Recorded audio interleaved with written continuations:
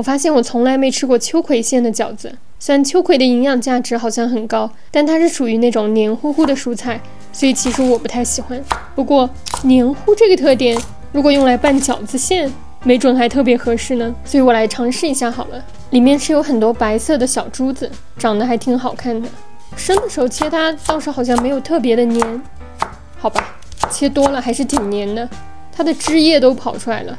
秋葵就直接切碎，有的小珠子没有切开，应该也没太大关系。看一下这个秋葵碎有多粘黏，直接挂在刀上，还粘在我的手上。秋葵就切好了，比想象中难切一点。今天做的是秋葵猪肉馅，把肉末直接加进去。我喜欢菜多肉少的，就先加这么多。调味方面就加点盐，一点草果粉，水和油都不加了。我猜秋葵的粘液既能代替水，也能代替油。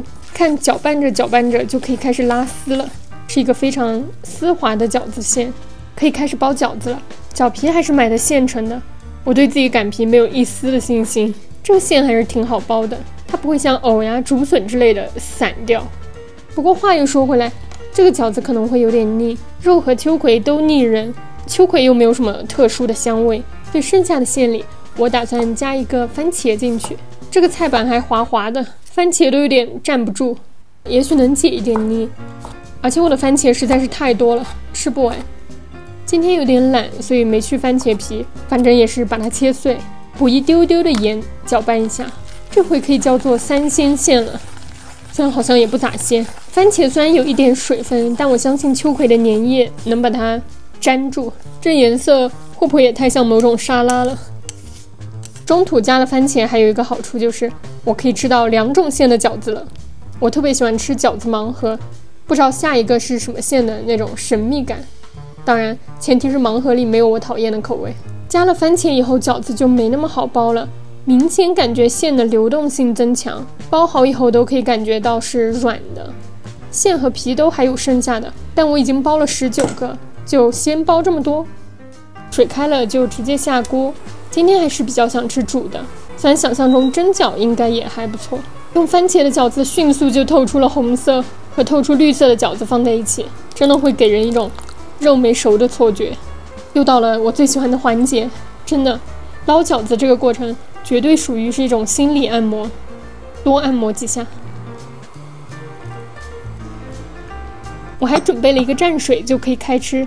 第一感觉是比想象中脆，我以为会软软的黏黏的，但是秋葵还挺脆的。不过秋葵的存在感也太强了，就像在吃光的秋葵。倒不是说它的味道有多重，而是它还是那么的黏。再吃一个加了番茄的，这个好吃很多，果然是对比产生美。虽然它也还是黏，但这个番茄味很明显，就会有那种果酸的解腻感。